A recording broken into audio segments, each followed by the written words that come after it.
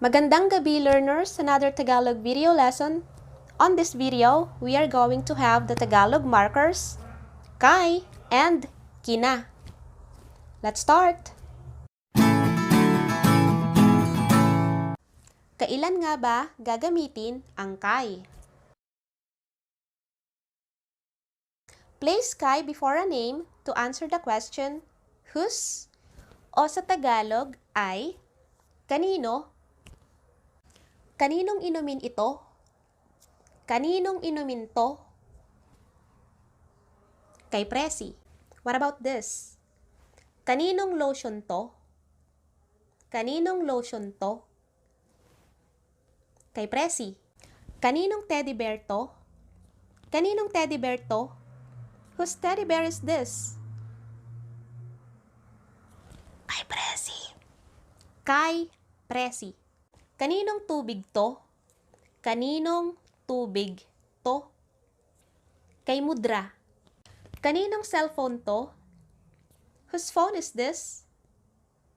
Kay Pudra. Kay Pudra. Kaninong gamot ito? Kaninong gamot to? Kay Ana. Kay Ana.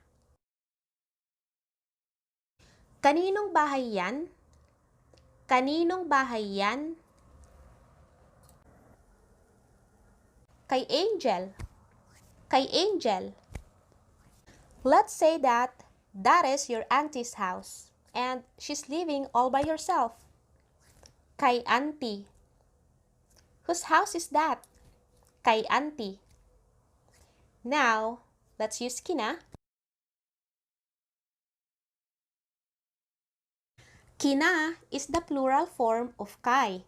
So now, to say that is Angel's house and her family, KINA Angel. KINA Angel. Whose house is that? Kaninong bahay yan? KINA Auntie. Now, I said KINA Auntie because my aunt is not living there all by herself. My uncle is there and my cousins are there. Kaninong mga inumin to? Mga inumin means, now, balik tayo sa tanong. You can say, kay Presi at kay Ana.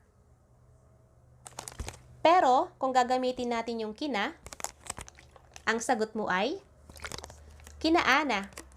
You can pick just one name and say, KINA Ana. KINA Presi. Kaninong mga inumin to? KINA Presi. Or, KINA Ana.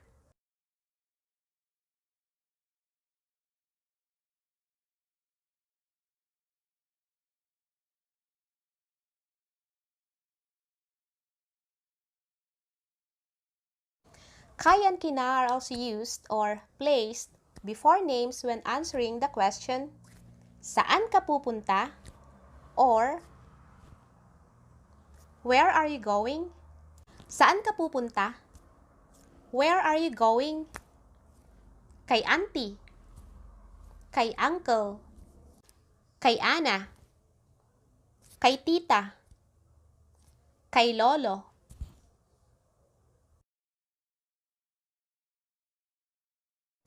Kay Auntie. Kay Uncle. Kay Ana. Kay Lolo. Saan ka pupunta? Where are you going? KINA Auntie. My auntie is not living all by herself. She's living with my uncle and my cousins. Saan ka pupunta? KINA Lolo. KINA Lolo. That's because my lolo is not living all by herself. My lola is there and some of my cousins. Saan ka pupunta? KINA Ana. KINA Ana. Ana is living with her mom and her two sisters. KINA Ana. Saan mo yan dadalhin? Saan mo yan dadalhin? Where are you taking that? To mom. Kay mama. Kay nanay. Kay auntie. To auntie. Kay uncle. To uncle. Saan mo yan dadalhin? Where are you taking that? Kina auntie. Kina auntie. Kina uncle. Kina lola. Kina lola. Kina ana.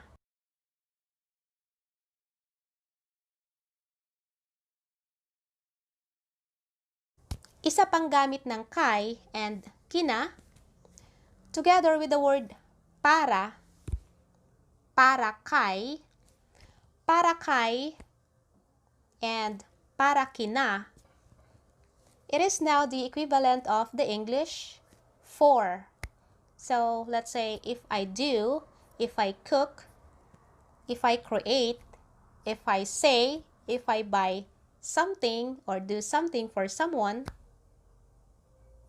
para kay Ana, para kay auntie, para kay lolo, para kay lola. To make it easier for you guys, it answers the question, para kanino? Para kanino? Let's say you made adobo or you cooked adobo and I know that it's not for us, you and me, it's not for us to eat. So I ask, who is that for?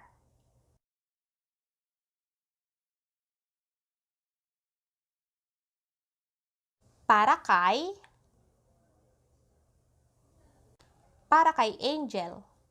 Para kay Angel. Who's that for? Para kay Danny. Or let's say it's for your kapitbahay, Mrs. Reyes. Para kay Mrs. Reyes. Who's that for? Para kanino yan? Para kay Mrs. Reyes. Para kina Mrs. Reyes. Para kina Mrs. Reyes. Well, Mrs. Reyes is not living all by herself. She have 3 kids. Para kina Mrs. Reyes. So it's like for Mrs. Reyes and her kids. Para kina auntie. You know, auntie. Para kina auntie. Para kina auntie. Para kina uncle. Para kina uncle. I see you with flowers. Para kanino yan? Who's that for? Para kay Angel. Para kanino ito? Para kay Presi. Para kay auntie. Para kay Mark. Para kay lolo. Para kanino ito? Para kanino ito? Ang cute. Or, para kanino si Teddy? Para kay Presi. Para kay Presi. Para kay auntie. Para kay lola.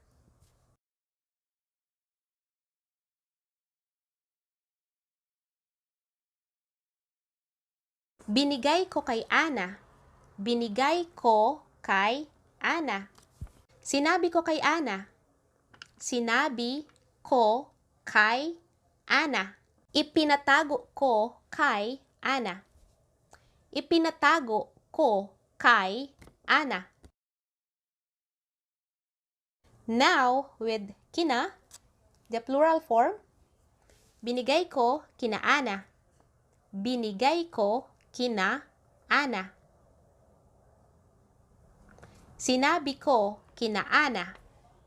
Sinabi ko kina Ana. Because I used kina, that means that I didn't just tell it to Ana, but whoever else is with Ana. It could be her friends, her cousins. Tapos na ang video natin. That's all for our Tagalog video lesson. I-check nyo na rin yung pinned comment sa ibaba para sa link ng iba pang Tagalog markers. That's all, guys. Until next time. Babush!